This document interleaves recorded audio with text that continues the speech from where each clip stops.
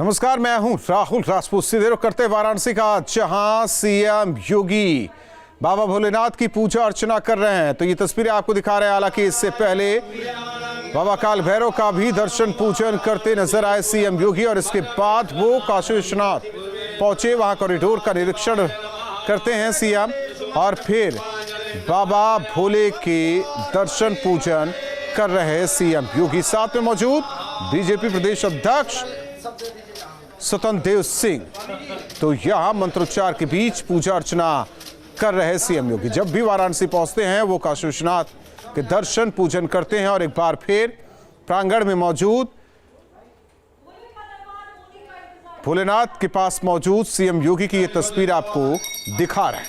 इससे पहले एक तस्वीर आई थी जब वो शहर कोतवाल बाबा काल भैरव के दर्शन पूजन करते नजर आए, आरती उन्होंने की, और अब बाबा के दर पर सीएम योगी आरती कर रहे हैं काशी विश्वनाथ जी की। सुशांत हमारे साथ जुड़े हुए हैं सहयोगी। सुशांत, हालांकि तस्वीर 13 दिसंबर को लेकर लोगों को इंतजार था कि भव्य और दिव्य होगा, लेकिन उससे पहले की तस्वीर ही बता रही कि 13 दिसंबर की तस्वीर कैसे होने वाली है। आज की बात करें या बीते कल की बात करें या उससे पहले की बात करें, यानी कि जो कल्पना लोगों ने कर रखी होगी वो भी परे होगा कल का दिन। देखिए राहुल, दीपावली बीती है जी। और जब छोटी दिवाली का दिन होता है, जो खुशी होती है, जो उल्लास होता है, ठीक आज वैसा ही उल्लास और खुशी बनारस के इस गंगा घाट पे दिखाई दे रहा है। चारों तरफ रोशनी और उल्लास और उत्सव का माहौल हमारे साथ जो रोशनी से जगमगाता हुआ। हमारे साथ जो पैनल जुड़ रहा है वो साधु संतों का पैनल है, बुद्धिजीवियों का है। हमारे साथ रामकमल दास वेदांती जी हैं जो धर्मगुरु हैं। 200 सालों से भी ऊपर का जो इंतजार था वो पूरा हुआ है। कितनी बड़ी खुशी का दिन है आज।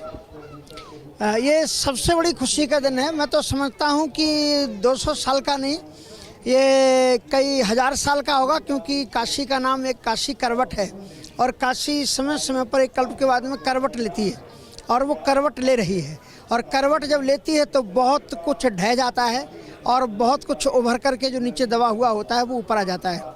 और बाबा विश्वनाथ नए नए रूपों में धरती पर अवतरित होकर के धर्म की रक्षा करते हैं। तो मैं समझता हूँ आदरणीय मोदी जी के रूप में उन्होंने खुद ही अपने स्वरूप को संभालने का संकल्प ले लिया है। इसलिए इससे हमारी वाराणसी से सांसद तो अनेक हमारी वाराणसी ने दिए हैं, एक से एक प्रतिभावान दिए हैं, लेकिन ये जो सांसद भारतवर्ष को मिले हैं, ये इस तरफ का आप देखें, दिल्ली से इधर के जितने भी तीर्थ स्थान थे, धीरे धीरे वो एकदम अपनी आभा और प्रभा उनकी खोती हुई चली जा रही थी। चिंता थी वो फिर से एक बार लौट रही है। हमारे साथ प्रोफेसर बृजभूषण ओझा जी जुड़ रहे हैं। ये काशी विश्वनाथ मंदिर न्यास परिषद के सदस्य भी हैं और BHU के धर्म विज्ञान के व्याकरण के प्रोफेसर भी हैं। गुरुजी, कल जिस मुहूर्त में भगवान शिव का यहाँ पर पूजन होगा और लोकार्पण होगा भव्य धाम का, वो भी योग कहा जा रहा है। किस तरीके का योग है ये, और कितना शुभ घड़ी है ये?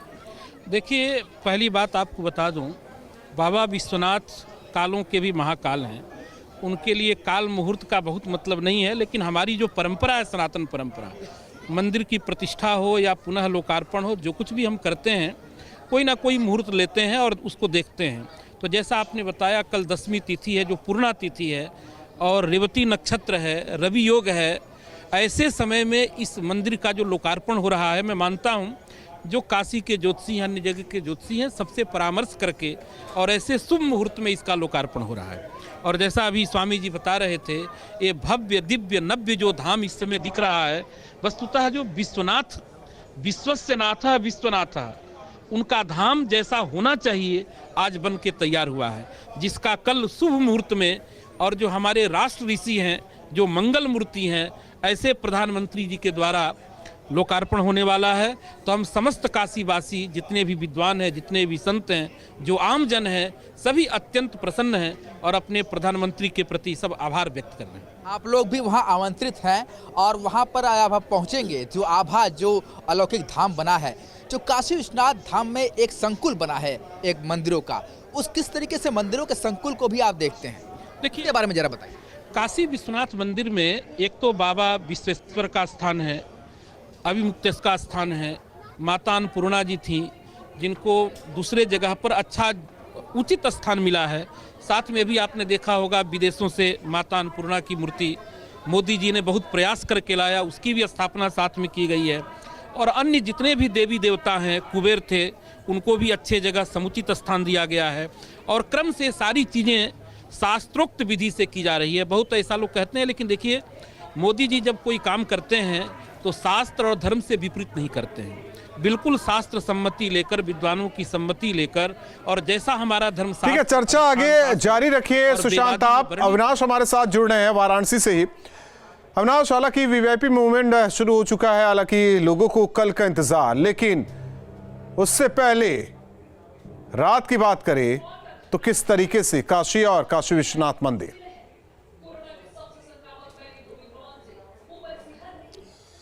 देखिए, जहां तक सवाल वीवीआईपी मूवमेंट का है तो मुख्यमंत्री पहुंच चुके हैं, जेपी नड्डा यहां पहुंच चुके हैं, साथ में केशव प्रसाद मौर्य और जो तमाम राज्यों के मुख्यमंत्री जिनको कि कल शामिल होना इस पूरे कार्यक्रम में, वो सभी मेहमान शाम तक पहुंच गए हैं। जहां तक सवाल माहौल का है तो देखिए राहुल, सबसे बड़ी बात यह है कि कल जो काशी विश्वनाथ का वैभव है, हजारों साल पुराना जो वैभव है, वो एक बार फिर से वापस लौट रहा है।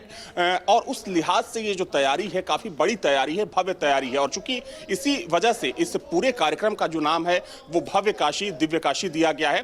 और चूंकि इसको जी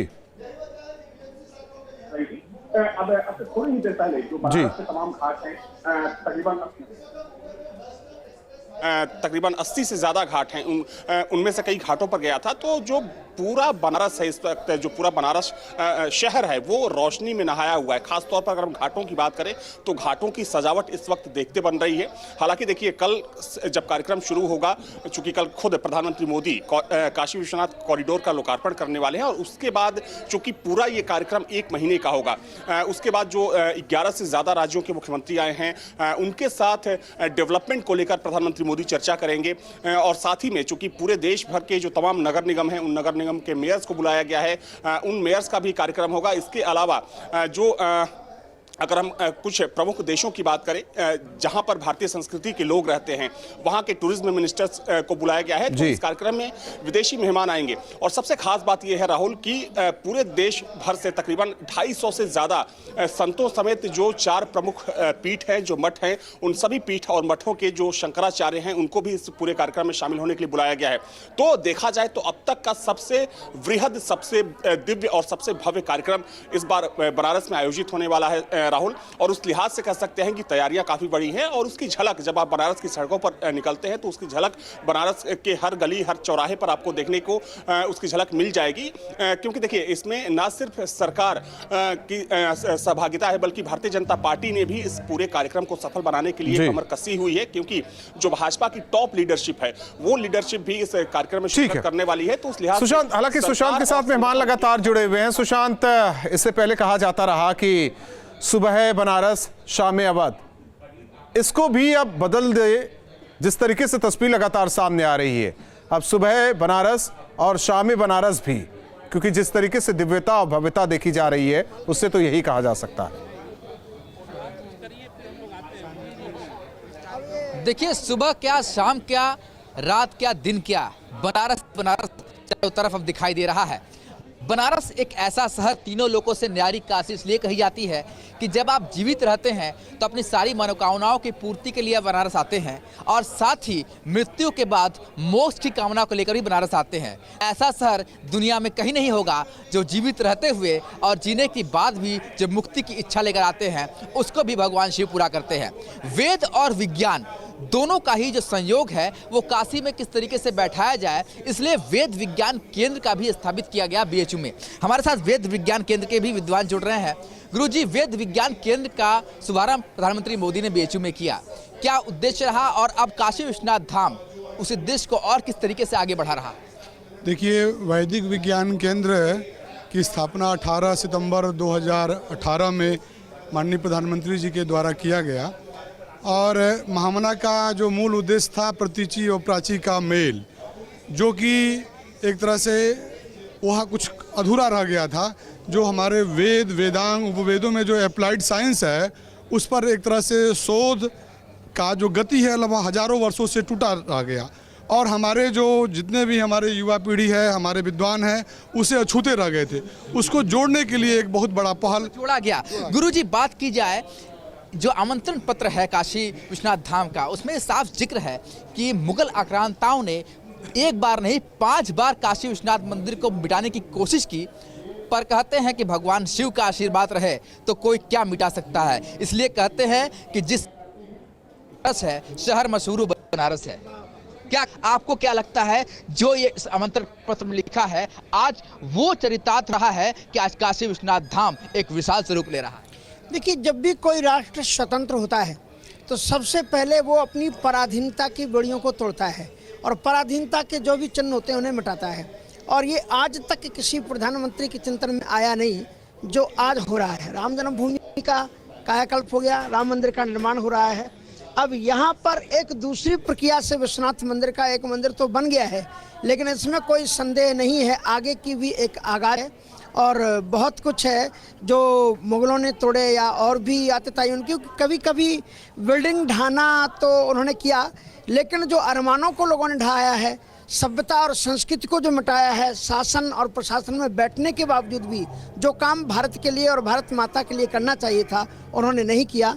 आदरणीय प्रधानमंत्री जी कर रहे हैं। निश्चित रूप से हमारे भारतवर्ष का नाम आज भारत इस स्थिति में खड़ा हुआ है कि विश्व का कोई भी समृद्धशाली देश, शक्तिशाली देश भारत को अनदेखा करने की पोजीशन में नहीं है। वो इसी कारण से है क्योंकि हम जब अपनी सभ्यता और संस्कृति को समझते हैं तब देश और विश्व हमें समझता है। इसलिए हमें अपने स्वाभिमान पर खड़ा होना चाहिए और उसी स्वाभिमान को हम आज सजा रहे हैं और बचा रहे हैं। तो इसलिए निश्चित रूप से संतुष्ट कार्य है। देखिए राहुल, सनातन धर्म को अगर प्राचीनता में जाए तो इतिहास में कई बार मिटाने की कोशिश जरूर हुई, पर कभी मिटा नहीं, बल्कि वो फिर से पुलकित होकर सामने आ गया और वो फिर से एक बार काशी विश्वनाथ धाम के रूप में, एक बृहद धाम के रूप में दिखाई दे रहा है, जहां पर मंदिर संकुल के साथ जो देश का गौरवशाली इतिहास है, भारत माता का मंदिर भी वहां दिखाई देता है, शंकराचार्य की मूर्ति भी दिखाई देती है। साथ ही 1780 में रानी अहिल्याबाई ने जिस तरीके से काशी विश्वनाथ मंदिर को बनवाया था, उनकी मूर्ति भी दिखाई देती है और साथ ही प्रधानमंत्री मोदी का वो पोस्टर भी दिखाई देता है जिसमें प्रधानमंत्री मोदी शिलान्यास करते नजर आ रहे हैं। तो किस तरीके से परिकल्पना को पूरा किया गया है, प्राचीनता को ध्यान में रखा गया है और आधुनिकता का समावेश करते हुए विशाल काशी विश्वनाथ धाम बना है। गुरुजी बताइए, काशी विश्वनाथ न्यास का अभी कुछ दिन पहले ही गठन हुआ है, आप लोग सदस्य बने हैं उसमें, और सदस्य बनने के साथ ही काशी विश्वनाथ धाम में आपको जाने का मौका मिला, लोकार्पण में जाने का मौका मिल रहा है। किस तरीके की धाम की कल्पना आपने की होगी और अब जब आपने देखा तो कितना कुछ अंतर पाया है? देखिए, ये न्यास का स्वर्णिम काल है और सचमुच में धाम को देखने के बाद यही कहा जाता है, ये धाम अद्भुत है, अविश्वसनीय है, अकल्पनीय है। वास्तव में 7 साल पहले किसी की भी ये कल्पना नहीं थी कि ऐसा स्वर्ग जैसा, स्वर्ग क्या।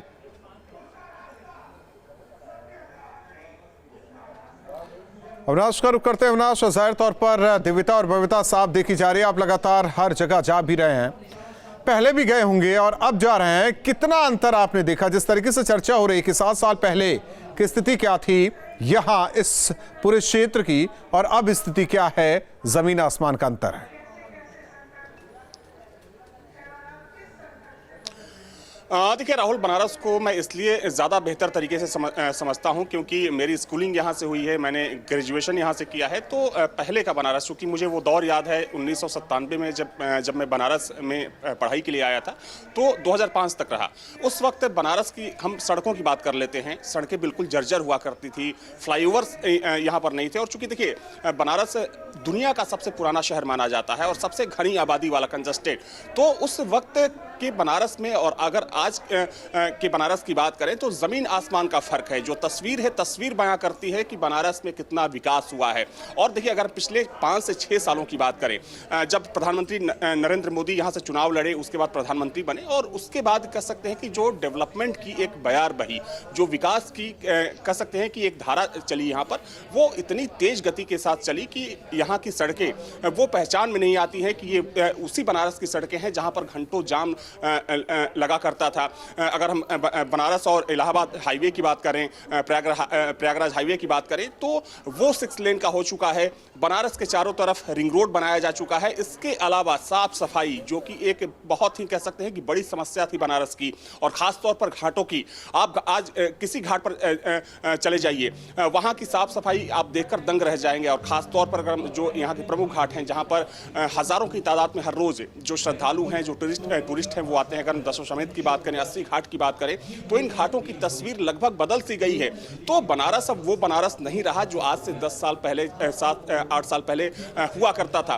तो अगर आप बनारस पहले आए हैं राहुल, और अब आते हैं, तो आपको ये जानकर हैरानी होगी कि यहाँ पर फर्क महसूस किया जा सकता है। जो लगातार बनारस आता रहा, वाराणसी जाता रहा, ये आप बेहतर तरीके से जानते हैं अविनाश। और सुशांत के आंखों के सामने ही बनारस ने नया स्वरूप लिया। जिस तरीके से चर्चा के दौरान ये बात निकलकर सामने आई कि काशी अपने आप को खुद बदलती रहती है, करवट लेती रहती है, स्वरूप, कुछ चीजें दबती हैं तो कुछ चीजें उभरती है, ये नया स्वरूप है। अविनाश और सुशांत, आप दोनों हमारे साथ बने रहिए, चर्चा को आगे भी जारी रखेंगे। यहाँ रुकते हैं कुछ पलों के लिए।